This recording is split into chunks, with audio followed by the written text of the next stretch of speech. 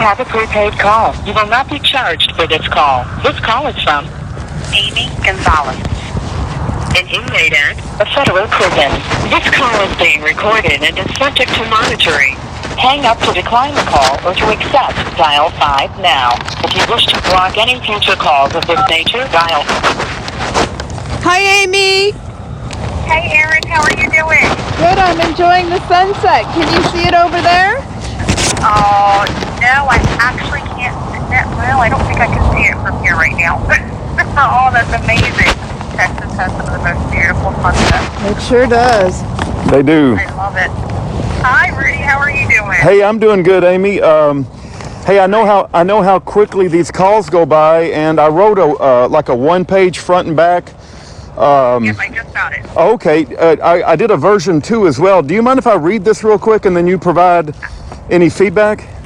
Absolutely. I just have a couple corrections. You know, I try to put everything out there accurately, but absolutely, yes. Go ahead. Okay. Help yourself, please. So you know how everybody's busy with their day-to-day lives, and they, you know, it's like you mentioned prisoners, and you just really need something concise to really grab their attention.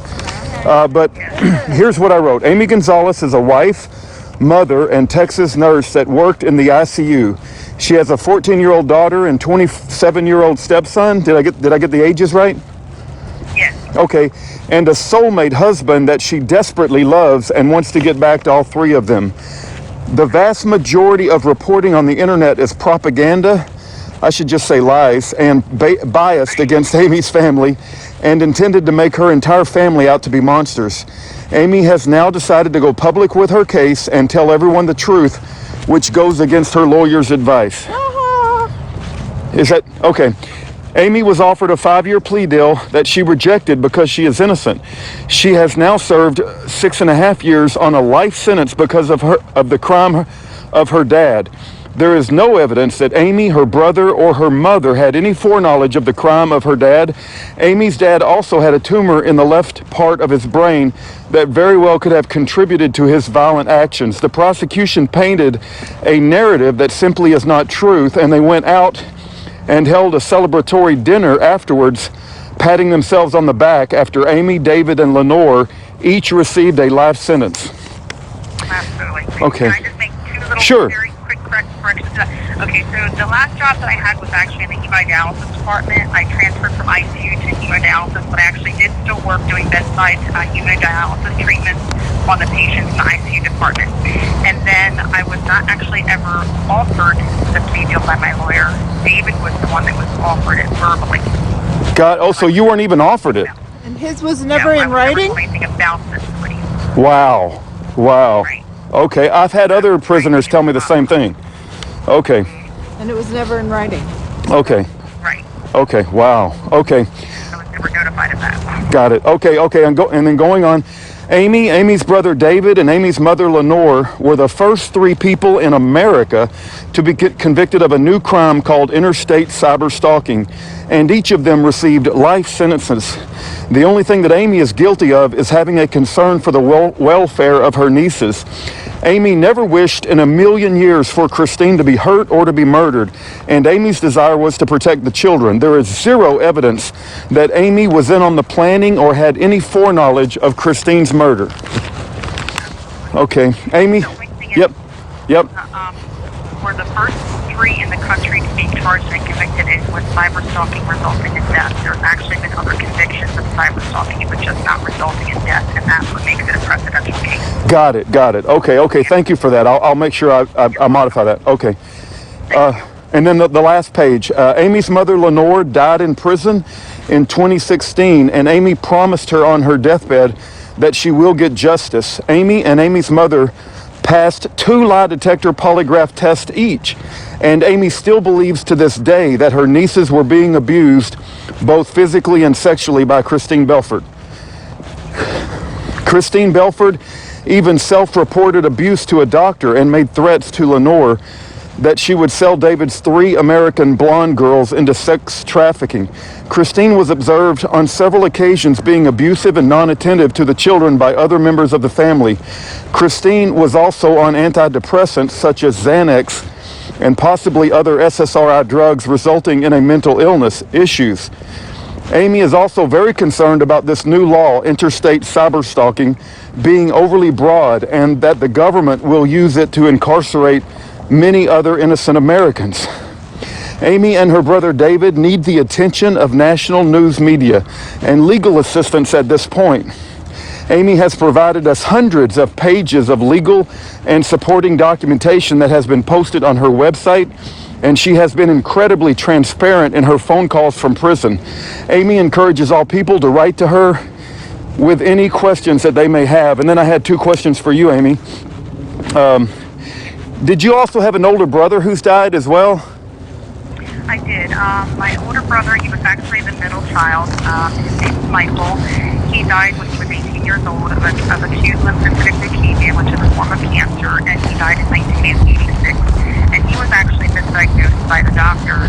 They told us that it was his appendix when he was 16 years old. So he suffered for about 2 years watching him die, and he's actually the reason that I had become a nurse. Okay, very good. Sorry. Okay. Absolutely. Very good. I think that's important to understand as far as, your life and the character of you. The other thing is, have you heard anything at all about our visitation forms and whether they've been approved or unapproved or even looked at? Not yet, because actually it became a counselor, which is really not anything big. Okay. Okay. But I'm still working on that. Okay. No, we certainly want to see you in person and look forward to an opportunity to visit. And I've ate up 6 minutes and 39 seconds, Amy, and I want you to have an opportunity to speak. I get criticized a lot for I talk too much, but I don't give you a chance to talk. No worries. Well, I actually just heard a couple things because, if I don't write it down in here, there's so much going on around me because the phones are right near the door and people start yelling and screaming stuff. I don't kind of organize something out and squirrel to the left and to the right. So that way I had a couple things I just wanted to do that popped into my mind over the past couple of days. I just wanted to make people aware of as well. So if that's okay, if I can. Sure, you bet. After the courthouse shooting, I was adamant that my father was not cremated and buried until I had the autopsy report showing he had this left frontal lobe meningioma brain tumor. People with frontal lobe tumors suffer from impaired reasoning. This call is from a federal prison. People with frontal lobe tumors suffer from impaired reasoning and judgment, as well as being unable to determine the consequences of their actions. Suicidal tendencies in people diagnosed with frontal lobe tumors increase fourfold. Some of these associated symptoms are aggressive behavior, irritability, anxiety, and impulsiveness. We were told by the medical examiner of the state of Delaware, Dr. Calorie, that my dad would be buried in a cemetery in Delaware. My dad's wishes were always to be cremated and buried with my brother Michael in New Jersey. And that is not a conspiracy because I knew my dad's final wishes because my entire family, aunts, uncles, grandparents, all of us knew my dad wanted to be cremated and buried with my brother. I couldn't allow him to be buried somewhere else and needed to preserve proof of his brain tumor. I asked one of the doctors I worked with in Texas to get the results, but they weren't able to give them to him because he was not my father's physician. I called one of my dad's previous surgeons that I worked with in the hospital in New Jersey, and they wouldn't relinquish the results to him either because he had not been his doctor for 10 years for that. I contacted Dr. Gonzalez, his primary care physician in Texas, to get the autopsy report before cremation and proper burial. In April 2013, I finally was able to bury my dad with my little girl, my mom, my aunts, my uncles, my close family, and just a few friends. Another point I just kind of wanted to make, I was just very adamant about that. Something had said to me, and I think it was, it's not by God's grace and mercy that my dad did this and shot and killed himself, but to actually, my father, when he had actually killed himself, the bullet was actually lodged in his left eye, and the brain tumor was on the left side of his head, and I kept thinking, oh my God, it was actually a miracle that he did not get rid of that evidence, that piece of evidence that I kept trying to show. This could be what, right. caused him to do. I just thought that was just a weird thing. Then I just want to share a little bit about the day that I was arrested. I was called by the FBI agent John Woodall from the McAllen FBI office around August 6, 2013 to let me know that I needed to come pick up a package that was released in Delaware. Since my brother David was supposed to be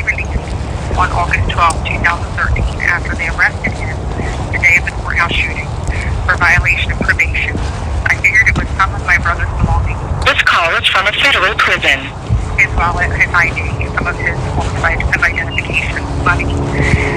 I told Agent Wardle that the first day of my vacation was on August 8th, 2013. I had actually been a nurse for 24 years and never had 2 weeks vacation together. And I asked if it would be okay if I went to pick up the package then. He said sure, and that was the end of the conversation. Agent Wardle called me back and asked me to have my mother, Lee, accompany me to the FBI office because some of the things from their home were also being released. On August 8th, I told my little girl, Tatiana, that I would be back in a little bit to help her finish the ship we were building out of a shoebox for her Uncle Dave to steal back home to us. I said I have to run an errand with Grandma, and then I'd be home, and we could start our vacation. We paid for 2 days to South Country Island and 2 days to the studios. My husband, my 2 children, and I could try to feel somewhat normal again after that horrific tragedy. We arrived at the FBI office and were told by the FBI agents that my mother and I couldn't go back together according to their policy. I thought that was weird because I didn't know why we had to go back anywhere to just pick up and sign for a package. They took my mom back first and then me and put us in separate rooms. They told me that I was going to have a very difficult, trying day, and I asked them why. They proceeded to tell me because I, my mother, and my brother were all under arrest for conspiracy, cyber stalking, and interstate stalking. I thought they were joking. I left my little girl that day and never went back home again. On the way to the police station, FBI agent Joseph Ward said with a big smile across his face that my brother will never see his children again. And I just thought, what a terrible thing for a man to say about another man, let alone another human being. FBI agent John Wardle told my husband and I, don't worry, you'll be okay. I don't think a life sentence in prison is being okay. And then another comment I wanted to make that I thought was very important, and it just goes to show that everything is about money and when it comes to the government and people being imprisoned. After my mom's death in 2016, her indictment and her conviction and her appeal were all dismissed, but the restitution of $24,000 was not, and she currently has a lien on her home. Why? Because remember, it's all about money. So currently, right now, there's a lien on the home that my husband and I had to move into because we had to sell her because of the conviction. So I said, how sad. They're just some of the things that I just wanted to share with you, some of the experiences that I remember that stay in my heart every day. And I just wanted to share those things with you. And I thank you so much for allowing me. You know, Amy, when you recount the day you were arrested, that is a heartbreaking story. And for that FBI agent to have a smile on his face. Before anyone was convicted, before there was a trial. Yeah, before there's even a trial, you know, and him say, David will never see his children again, with a smile. I mean, I got to tell you, Amy, even before I even met you, I'm not a fan of the FBI. And like you said, fidelity, bravery, integrity, Gone. It's nonsense. I hate to say it, but there is something wrong with the FBI, and they have targeted innocent people, not just you. And there's something that organization needs a major revamp, and it really breaks my heart that you had to hear that and that the FBI has targeted your family. That's why it's just sickens me, because that's why I keep saying, and my husband keeps saying, this feels like it's been a witch hunt from the very beginning. I mean, yes, my brother was wrong. He left the country with his children. You know, he was gone for 19 months. My mother accompanied him. Yes, they were wrong, absolutely. Was it done because he tried to protect his children? Absolutely. But, you know, I don't think that he would ever been arrested if they weren't trying to make a point. I mean, my brother was on America's Most Wanted because of that. Wow. I don't think that we would end up being arrested because they weren't trying to make a point of, don't ever do that again, and now because this crime occurred, we're going to make an example out of these people. You know? And Yeah. I just honestly believe that, because during our trial, it was all about the that's all you heard. It got to the point where my lawyer had to turn around and say to the judge, how many times are we going to have to hear about a kidnapping? So it was in the jury's mind, guilty once, guilty again. And Yeah. like I said, I'm going to put everything out there. I'm going to be honest with you. you. That's a mistrial, right? When they go back to an old charge? Well, they tried to call a mistrial about 3 or 4 times and they wouldn't allow it. Wow. But they would, according to their evidence, they said, according to their law, they were allowed to it. That's it? That's it. That's Amy Gonzalez. We get 15 minutes. I don't know if she will call back. You can read 3 letters that she has mailed to me, each of them hundreds of pages, and we've scanned it and made it available to the public for free. You can go to Year of Jubilee, Jubile with 1 E, just like it's spelled in the King James Bible, Year of Jubilee /Amy, lowercase AMY. You can listen to her previous phone calls. You can read her letters. I am telling you, you want to become educated about the case of Amy Gonzalez. The law in which they have targeted this woman and her brother and her mother can be used against any of us. And please keep Amy in your prayers. Please write her a letter. Let her know that you love her and have not forgotten about her. And she needs to know that she has supporters and that she has not been abandoned. This woman has been through hell, and her own mother died in prison in 2016. Thank you for your time. Anything you want to add?